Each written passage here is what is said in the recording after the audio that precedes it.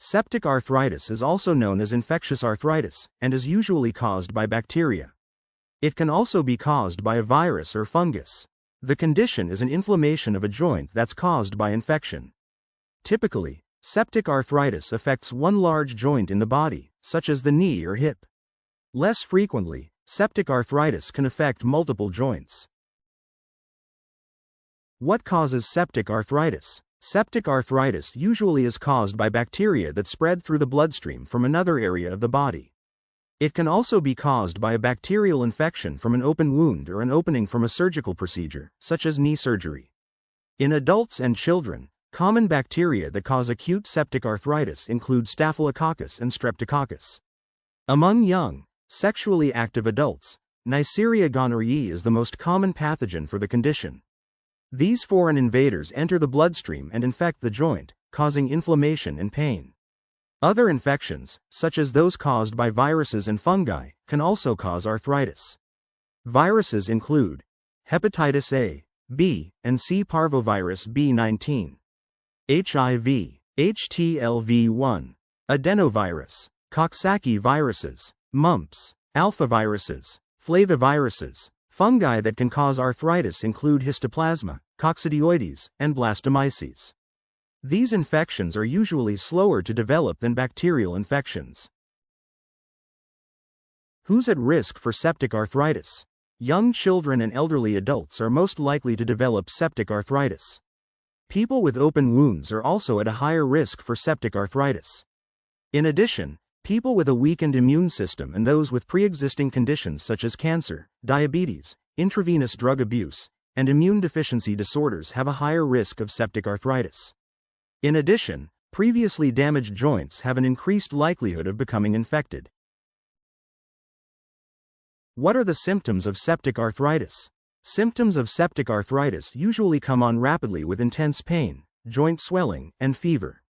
Septic arthritis symptoms may include chills, fatigue and generalized weakness, fever, inability to move the limb with the infected joint, severe pain in the affected joint, especially with movement, swelling, warmth. How is septic arthritis diagnosed? A procedure called arthrocentesis is commonly used to make an accurate diagnosis of septic arthritis. This procedure involves a surgical puncture of the joint to draw a sample of the joint fluid, known as synovial fluid. Normally, this fluid is sterile and acts as a lubricant. During arthrocentesis, a needle is inserted into the affected joint to collect fluid from the joint. The fluid sample is sent to a lab for evaluation. The lab will perform a white cell count on the fluid, which will usually be very high. The lab will also try to culture bacteria or other organisms. This will help the doctor determine if an infection is present and which organism is causing it. X-rays are typically done to look for joint damage. Blood tests can also be used to monitor inflammation. MRI scanning is sensitive in evaluating joint destruction but is less useful in the early stages. Blood tests can also be taken to detect and monitor inflammation. What's the treatment for septic arthritis? Septic arthritis treatments include using a combination of powerful antibiotics as well as draining the infected synovial fluid from the joint.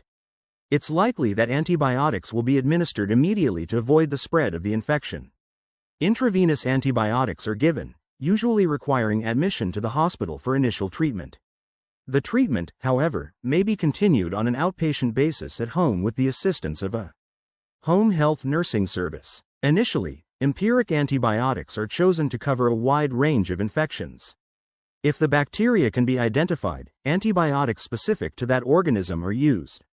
It may take 4 to 6 weeks of treatment with antibiotics to ensure complete eradication of the infectious agents. Is the infected fluid drained? Drainage of the infected area is critical for rapid clearing of the infection. Drainage is performed by removing the fluid with a needle and syringe. Often the draining occurs daily or with multiple surgical procedures. The exact method depends on the location of the joint. Using arthroscopy, your doctor can irrigate the joint and remove the infected tissue. If drainage cannot be accomplished with joint aspirations or arthroscopy, open joint surgery is often necessary to drain the joint. If the fluid buildup is significant, The drains are left in place to remove excess fluid that may build up after the surgery.